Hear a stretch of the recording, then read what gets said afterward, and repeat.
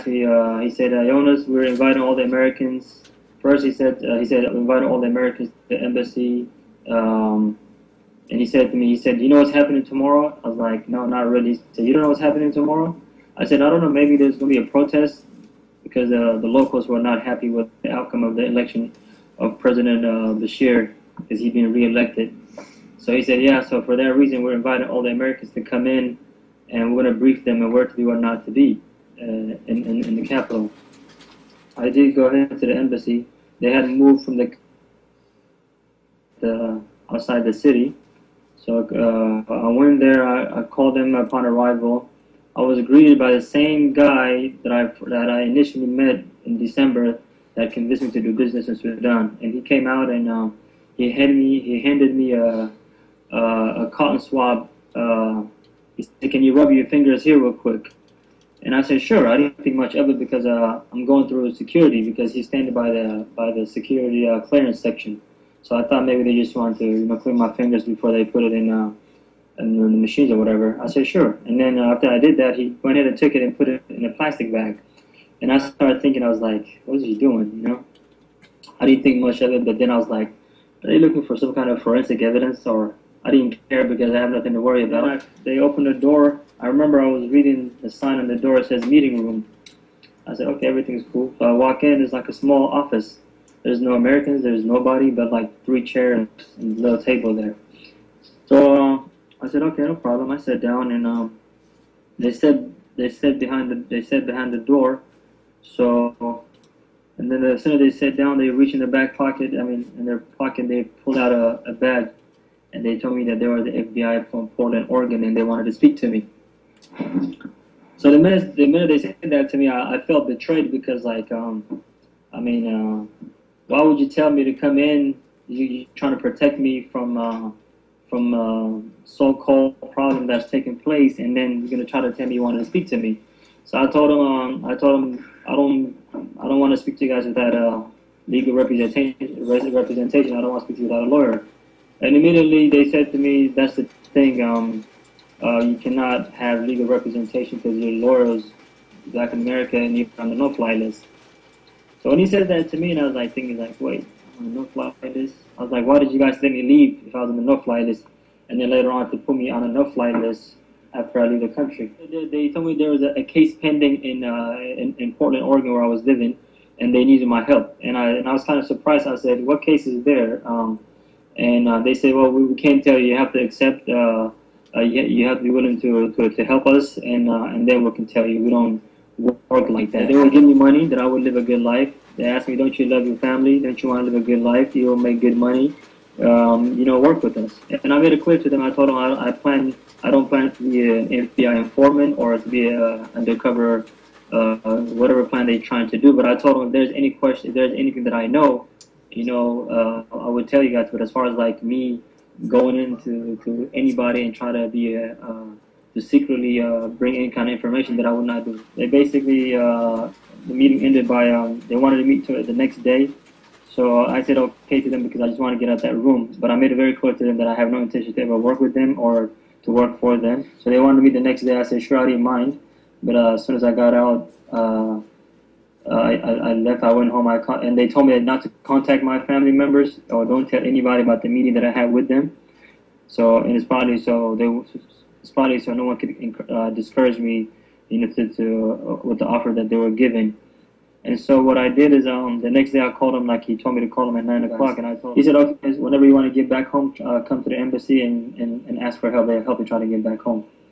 And so like I felt that like it was already a threat that the only way for me to get back home was to be an informant or in whatever they want me to do.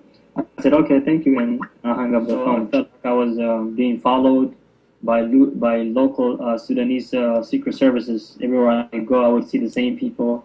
They would be asking about me, and at the local restaurant I would attend, and that person, the restaurant person would tell me that individual right over there was asking about you yesterday, and he said this is and that. So, and because it was a normal knock, so I tried to ignore it and knock a few times, and I can hear people screaming, "What are you doing in there? Open the door!" They asked me for my ID. I refused to give in to their demands until I know who they were. I told them I'm an American. I need to speak to my ambassador because they came to detain me. I realized they were searching the house up and down, and they got very upset. They told me, you are in the UAE. You're not in America. Where's your ID? And so I gave them my ID. To be honest with you, I thought I was getting kidnapped because they were wearing regular, traditional UAE clothes. And finally, I gave them my passport and my local ID. And from there, they should have known that I'm legally living in there. And he said to me, this guy, he said, look, he said, your government doesn't care about you. You are in our hands now. You do what we tell you to do, you get out here as soon as possible. Otherwise, you're going to be sitting here for years and years to come, and your government will never, ever find you. And he told me to lie down on the floor, and he started beating me on my sole feet. And that was the most painful part because there's hardly any muscle on my sole feet to bear the beating with some water hose and sticks and the kicking and the punching. And so I said, okay, what do you guys want? And he told me, give me the password to all your email accounts. I gave them my Yahoo and my Hotmail. I didn't really care I was in there. And then he asked me to give him a detailed story of my lifeline from the time that I was born, where I live, and up to and where I did and where I went to school and all this stuff up to now. And I told him, look, this has nothing to do with what you guys want. So why you guys are asking me this kind of question? Tell me about what I did in this country. If I violated your rules, then you have the right to ask. But you have no business about where I'm from, what I do, and about my education history. And they would beat me again. And I said, okay. So I sat there and told them from the time that I was born, as much as I can remember, and until then. And then eventually, once that was finished, they started asking me the same questions that the FBI were asking. And that's when I told them, you guys work for the FBI's, right? And they got very angry and they started beating me again. Same question the FBI asked. He says, what did the chef talk about there? Did the chef ever try to convince you to say things or to do things that's extreme? Or the same question that David asked. And that's when I told him, are you guys working with the FBI or something? You know, and he would get angry. He wanted to know the complete foundation. And the 14th, which is when I was released, they told me that where I want to fly in. They told me, no, you have to leave. I asked him, leave what? He said, this is a political issue or something. I told him, where am I at? And the guy told me, you don't know where you're at? This is a different guy now. I told him, no, I don't know where I'm at.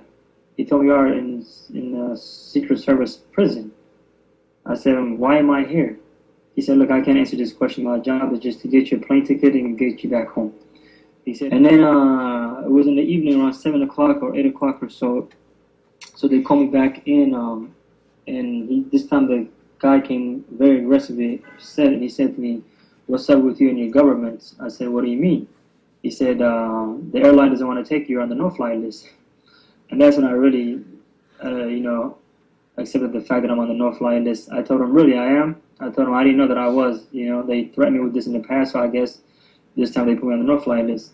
And he told me that they are going to try to do the best that I can to push me into the plane, whether I like it or not, but I have to leave tonight. Before they took me, I asked the guy, I told him, look, I just want to ask you this question. He told me, I'm sorry for what happened here. Just forgive us. I said, oh, no problem. What can I do now? I said, no problem. I said, let me ask you a question though. He said, what? I told him, I got close to him like this. I whispered to him, I told him, did the FBI know that I'm here? He said, yeah. He's like, yeah. He wasn't even shy to answer that. I had to ask him, when did they come? He told me they came the same day when the counselors came to see you. And that's when I was like, okay, so I know they were in that room then. Somebody was in that room. And I'm just trying to, get protected. I've been traumatized. I've been tortured. I don't know who's after me. I don't know what the reason is.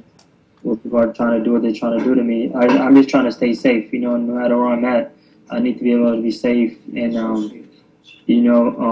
obviously, they're trying to do something serious here. And, my safety is the most important thing. It's very disappointing. The government that I trust, the government that I hope that would protect me during the time of danger, let me down when I'm overseas.